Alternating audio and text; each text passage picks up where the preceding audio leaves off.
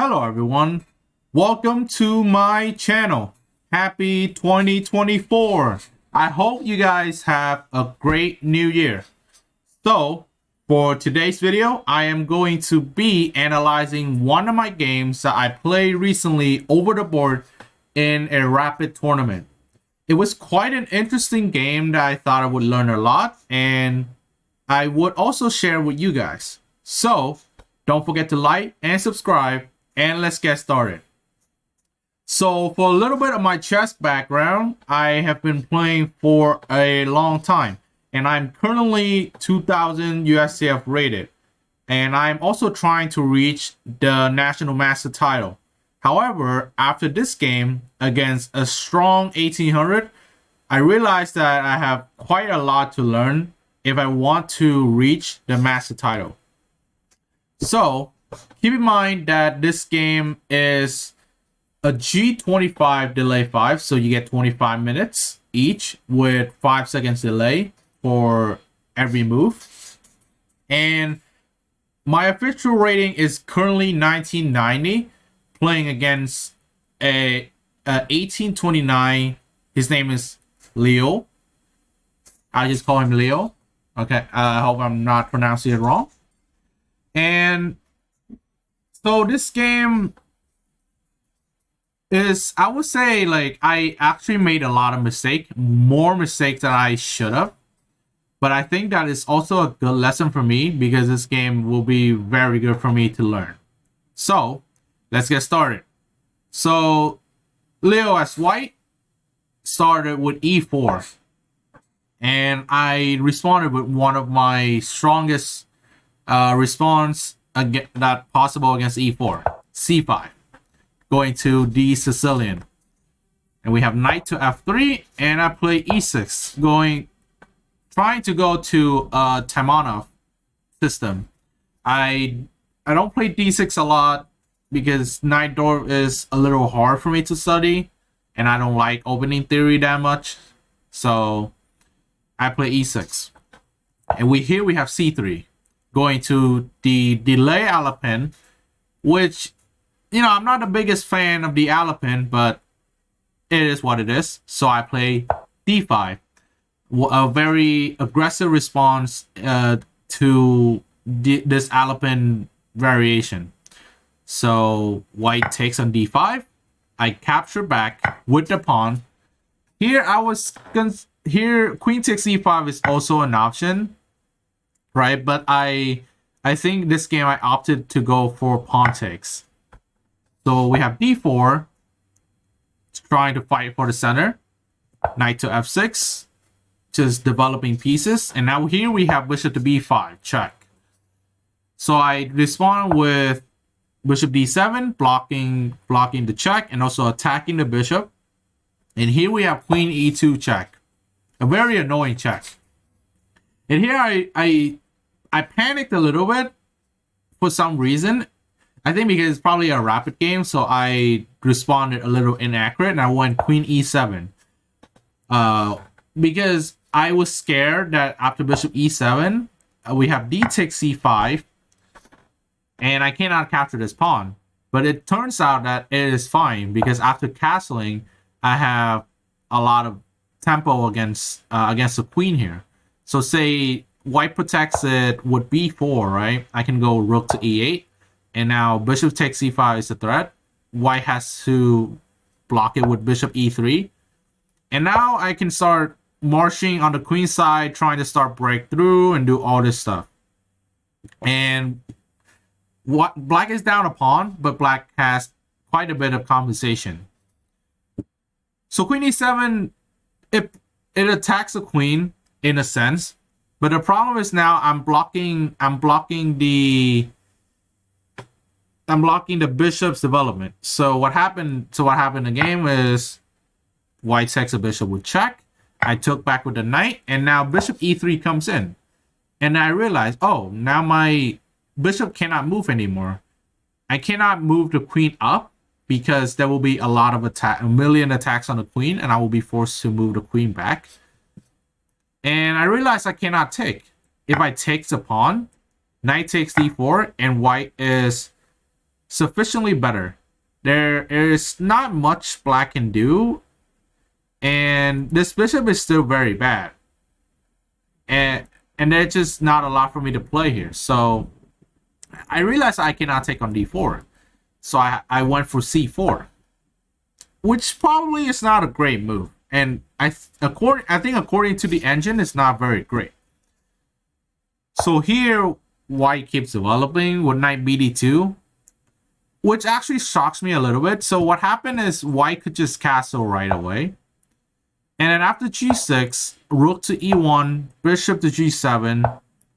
This position becomes very tricky due to now if the bishop moves anywhere, say bishop to g5, and now I'm forced to take. Takes. And now I probably won't be able to castle due to sure there's knight e4 here, but after knight to d2, what do? I'm going to lose this and a pawn, and my position will be much worse. But surprisingly, white didn't go for that. So white just developed normally, so it gives me enough time to get this bishop out. So g6, castles, bishop to g7, b3. Now white is trying to break through this pawn structure, which makes a lot of sense because that's what white has advantage of. White has all the pieces on the center, and the center and white center is a lot better than black center. So I had to take, and white takes back with the pawn, and now I castle, and now c4. So now white is trying to fight on this d5 pawn, and keep in mind I actually cannot take. So what happens if I take? If I take, white takes back with the pawn. And now this d4 pawn is going to be very strong along with this c pawn. So, and I don't have any good ways to eliminate these two pawns. But then I realized that white cannot take on d5 either. So say what I play in the game, I play rook fc8. So if white takes on d5, I can take back with the knight. And surprisingly, my knight is actually very, very well placed here because there are no immediate attacks that can actually kick the knight away. And also, I have another knight that can support this knight at any point, right? I have two square that can help connect the knights, and the knight will be well placed there. And also, the d4 and the b3 pawn here are isolated, so they will eventually become the weakness that I can start to fight on. So that did not happen, and white instead played h3, which is actually a good waiting move. So what do I do here? Here I play b6. So I just want to straight up preventing any of the c5 ideas. I originally want to stop b4 first, but I realized if I push a5 right away, c5 will be coming. And after b6, queen to b5 is very annoying because now I'm forced to take. White takes back. And now this pawn is hanging, so I really, really don't like it. And sure, I can get this pawn, but then my queen, but if you look at my queen side, these two pawns are very weak. And because it's a rapid game, so I did not have time to actually calculate it out to make sure that c5 is not a threat. So here I just went for b6, just preventing c5. And white went queen d3, and I thought it was a weird move until I realized, oh, the bishop is going on to f4. Because say if I make a random move, like say if I actually go for my plan, right? Say if I go for a5, then bishop to a4, bishop to f4, sorry, bishop to f4, and now white has a very, very strong bishop sitting here, and there's nothing I can do to stop that. And what kind of move do I have here? Now the dark square are being controlled, and I don't have anything, so I have to prevent it. So I went queen. So here I went queen to d6, just preventing bishop f4. And so now white is starting to try to go for c5, I assume. So I went for my plan. I went for a5, just blocking these two squares, making sure that no breaks will happen. And white finally goes for the bishop f4 ideas. So g3, preparing bishop f4. And here I cannot stop the bishop f4 right away. However, I can stop it in a few moves. So I start with h6. And the idea of trying to go for g5. So white goes for bishop f4, of course. That was the ultimate plan. But white did not realize that after queen e6, I actually gained a tempo attacking on the h3 pawn. And now I'm also threatening knight h5. Kick away the bishop. So white has to protect it. King g2, which is a valid move. And now knight h5 comes, and the bishop has to be kicked back. And here I might play a little bit impulsive. So here I play f5. With the idea of trying to break through, because if you look at the position, white is gaining a lot of initiative in the center and in the queen side. Like a breakthrough is about to happen. There's no doubt about that. And I have to do something on the king side. So I was trying to play at some point playing f4. But also I want to prevent g4. So that was some of my plans. Here white goes back to rook to e1. Just trying to gain control of the file. That's very valid because I actually don't have good control of any of the open files due to the placement of my pieces. So here I went avoid a file. I went queen to d6. And here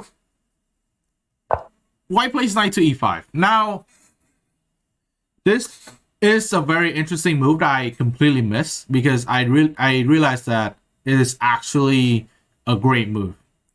So, but I cannot do anything to it. I have to accept it. And look, so here I took the knight I took the knight on e5 with my knight, and then pawn takes, and then I took with the bishop.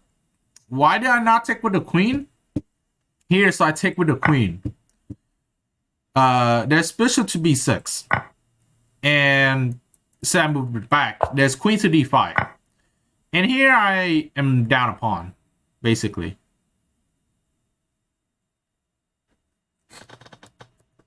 Or white could just take back with the pawn. Or I could just take back with the pawn, and there's nothing I can do. So now white has a free pass pawn, and there's another problem. It's not actually knight to c4 supporting d6. So say I went back to d6, right? Attacking this, which actually I probably missed it like the whole game. And then rook a to d1. Now knight c4 is coming, and I don't have any good ways to prevent it. So say knight to f6. There's knight to c4 right away, and I'm already losing. So here I think that I had around 14 minutes, and my opponent has a lot less time than me because he's good at rapid because he actually has time to think. That's what he told me when we play some blitz game. So I realized that, I can actually press on time and maybe he will blunder. So yeah, what play bishop to takes e5. I was allowing him to do this or even this, right? And now because I'm attacking this, he has to react to this right away. So it went here, which now is another problem because what I miss is that in the game I actually thought that after takes, queen takes, bishop takes, and knight to c4. In here, sure, I can go bishop to c5, trying to protect. But then there's not really that much I can do. Here, takes the bishop, and then knight takes b6, and I'm forced to play rook a7 or rook a6, but rook a6 is probably worse. But if you look at this position, it's equal, But the white rooks are very, very good. They are doing everything on these two files, and my king is exposed. There's nothing I can do to help it. So I didn't like this position, and so then I decided to sack back the pawn in a different way. So I went for d4 instead, just trying to. Here I actually thought that white would play knight f3 right away, but I guess he wants to grab an extra pawn, so he went for bishop takes h6, which is very logical. And actually here, I was actually looking at this. I was actually looking at bishop takes g3. It was very interesting, but I didn't. I calculate this for like 5 minutes, and I realized that it didn't work because say pawn takes, queen takes. And then I don't see, because f3 is being blocked, I don't see a concrete way of going along with this. So say king to f1, queen to h3, king to, and then king to, I don't know, king to g1 is fine. And now I don't really have good checks other than a draw. And because I am currently higher rated, I don't want to draw. So I thought that like if I go for a draw like this, it's not very good. So I decided I'm just going to not sack it. But I realized I wasted a lot of time. So bishop takes h6. And king to h7. I just want to kick away the bishop. But I didn't realize that he could just go knight to f3 still. And this goes with a very nasty tactics.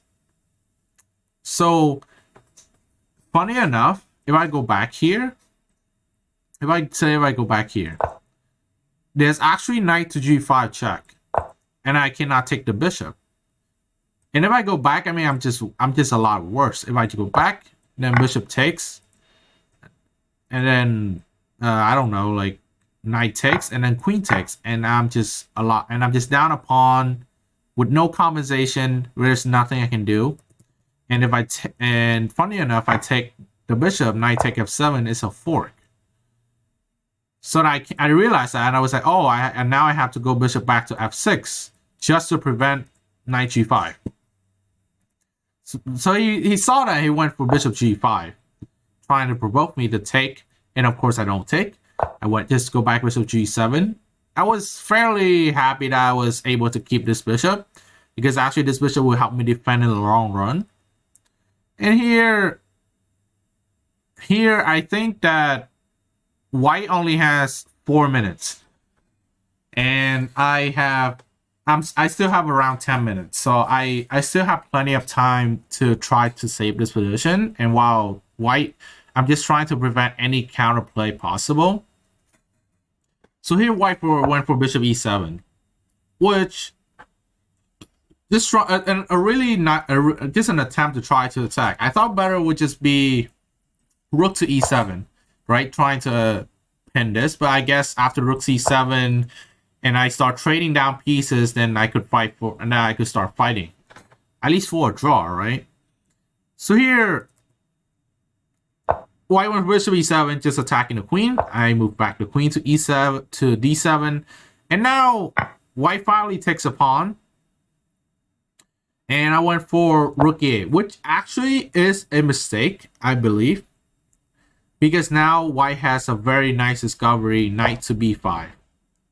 So the problem here is that if I take the queen, right, if say we trade queens, my position is, it just collapsed. Like this knight is just in the corner doing absolutely nothing, and now I have a fork coming here. And this rook on a8, it doesn't do anything. So say I avoid a fork, right? Say I just avoid a fork. Just go like let's go here. And now rook d7. And I am pretty much losing because I don't have any activity whatsoever. I can go a4. And it doesn't change anything because like this take, And now white can basically sacrifice a pawn and just keep playing, like bishop to d6, and now stacking the two rooks on this. Say rook g8, this rook here, and I will eventually lose. So I went for a check, and then I missed another tactic, which is queen to d5, and here I play rook a to b8.